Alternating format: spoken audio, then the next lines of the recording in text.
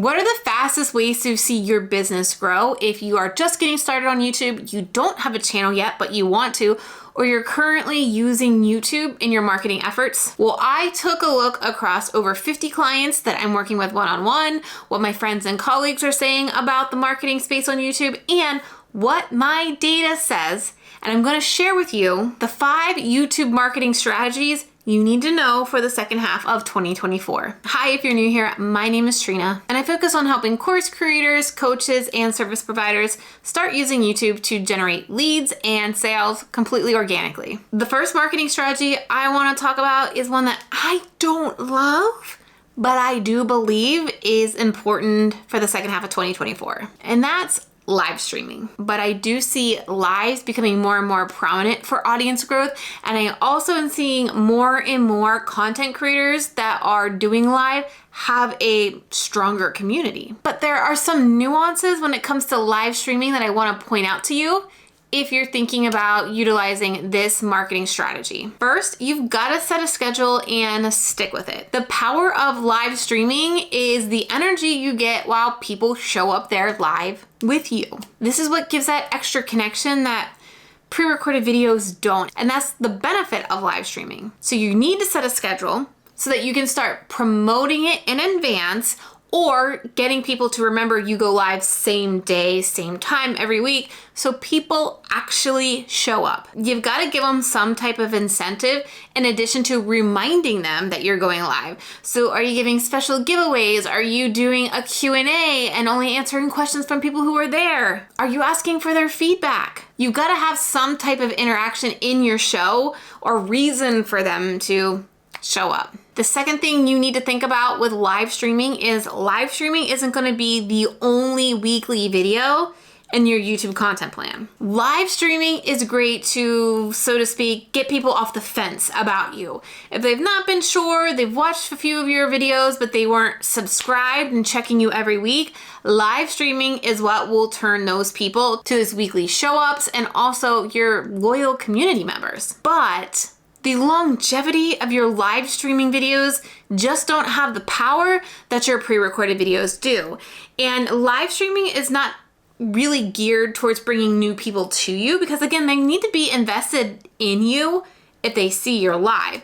And so live streaming is really great for that community building piece, whereas you still have to be incorporating strategic pre-recorded videos, if not once a week, at least every other week, to continue to get your content in front of new eyes and have a better chance of converting those new eyes into watching some more of your videos. Because replay lives aren't gonna have that connection, or you're not gonna drop those reasons why they need to keep watching. So again, when you're creating those pre-recorded videos, you're following the right structure and you have a really tight hook that's connected to a title.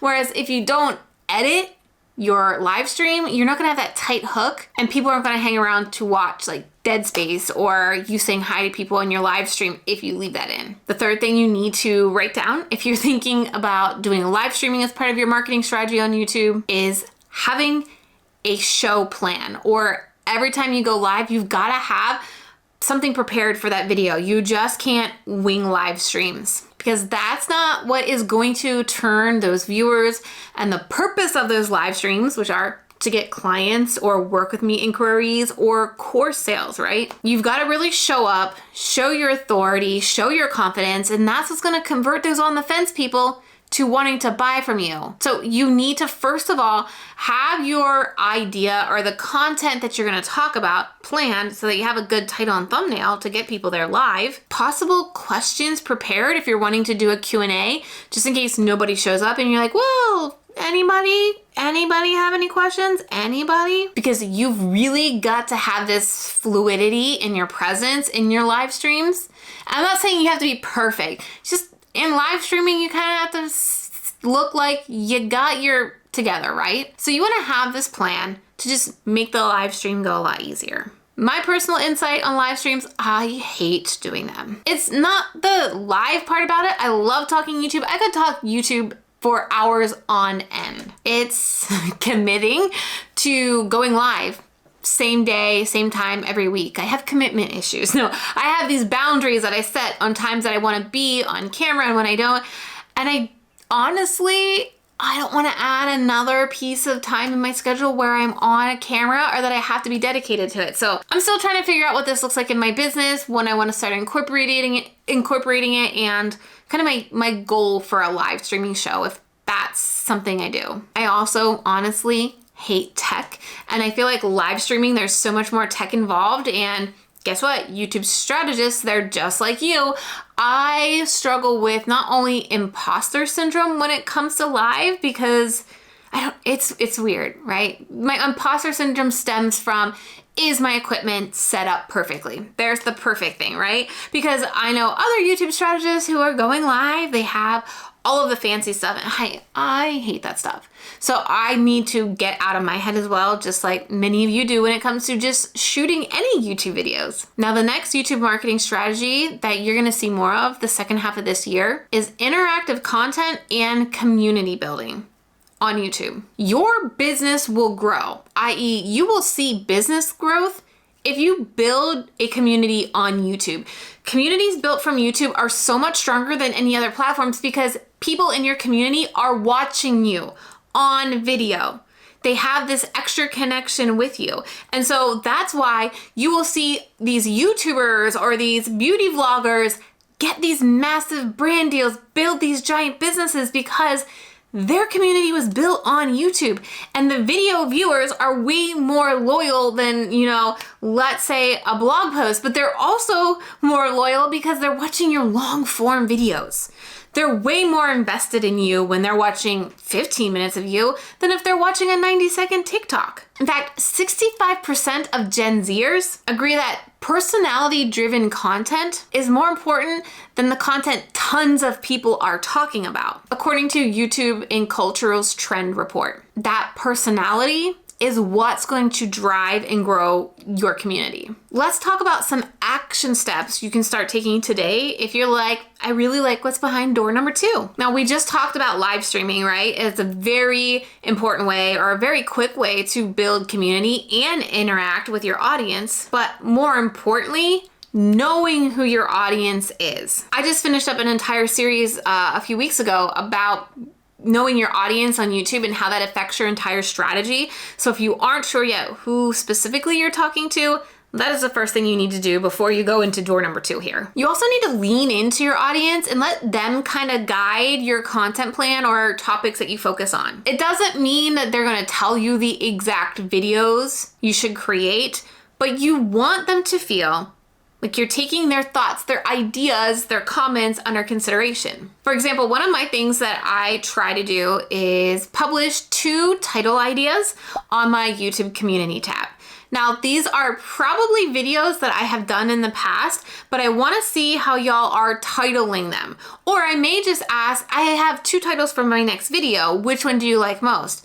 Not only does your audience get engaged in choosing that, but if you choose theirs and they see your video published, which you're also promoting, they're going to get excited that you chose what they voted on. I also like to use the community tab to get an idea of maybe what series I want to start next. So I may have 3 categories that I'm thinking about, but I want to hear from you.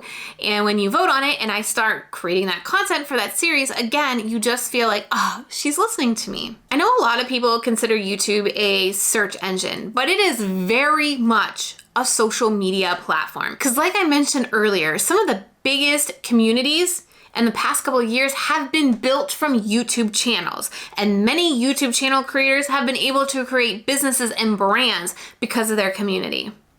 So you need to be interacting, engaging, replying to comments, asking people to comment. That comment bar below this video is essential because it's just as much a social media platform as, say, Instagram or Snapchat. Door number 3 is, so to speak, of YouTube marketing strategies that are going to be trending the second half of this year. Native social commerce. About a year ago or maybe longer, Shopify and YouTube announced their partnership. Now we're talking about business growth, right? Which means probably revenue growth too.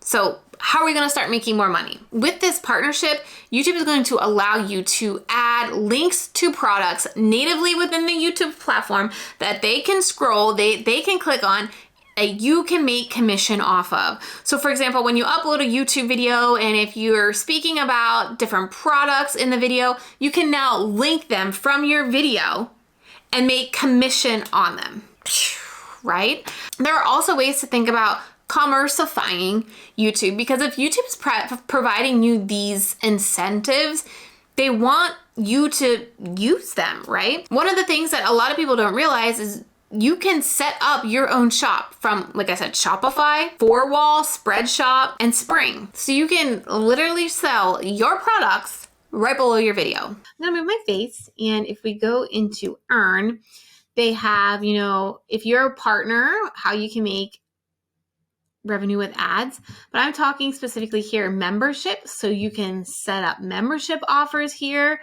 Like I said, YouTube does take a cut.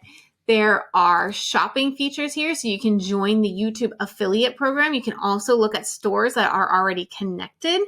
And then you can also look at Brand Connect, where you can start looking and you can start getting brand deals and looking up the opportunity right inside of here. The way you're going to add products to your videos is right at the upload place. Whether you're uploading them or if you already uploaded them, you can come right here, click on products, and that's where you're going to be able to start doing that. I don't have mine set up yet. Will I, won't I? Probably something I'm looking at in the next couple of weeks of getting going, but those are the different ways that YouTube is allowing you to use this commerce opportunity native to the platform. I mentioned these options because one, YouTube has them available, so we should try to use them. And two, I'm talking about ways to make money in your business. And I did a video a couple weeks ago sharing a breakdown of how much I make and how much I spend in my business. I will link it here, but one of the things I talk about is diversifying my revenue stream. So if I am going to feature something in my videos, it's going to be something that I couldn't get commission off of otherwise.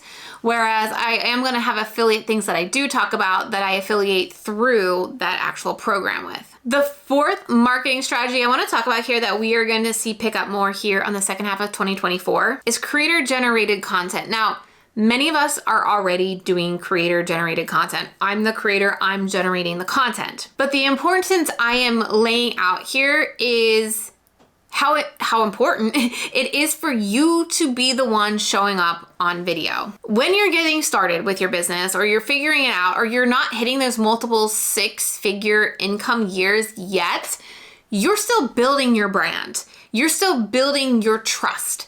And it is a lot quicker to build trust as a person, or what you may call a personal brand, as opposed to a business brand.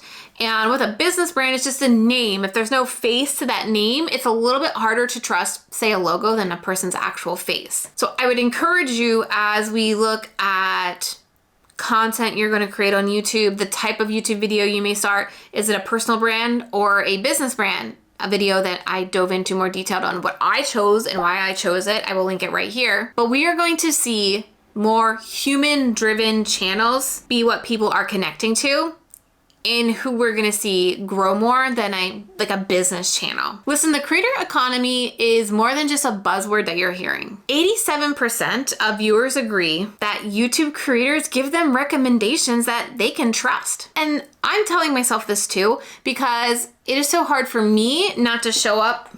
I don't know if it's more authentic. I try to be as much me here as possible, but in my real life, I don't have my makeup on. I'm not always set up in this personal, professional room with this setup. And so I'm trying to find ways to tie in video structure or other things like that to make me feel more personable. Like somebody you would set across a coffee date from, and not just somebody you're watching here on YouTube, like perfectly set up, because that's not real life. Consumers like stories. Brands that are already using storytelling marketing or more storytelling in their marketing are seeing better results. And again, that ties into a little bit of the last one where I'm saying show up as a human, put your face, but it also alludes into the little bit of what I mentioned in me trying to let you all in on a little bit more of me.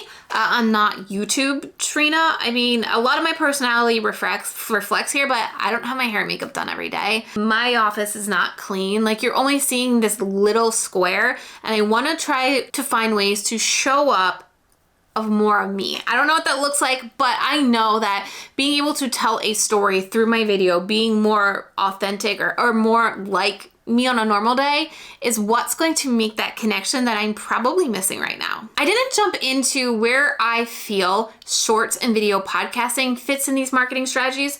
I actually addressed them and the 3 cringiest things you've got to stop doing it on YouTube, and the video that is on your screen right now. Check that out. Look at the top 5 trends that I saw earlier this year and make sure you write down these cringy things, because please don't do them.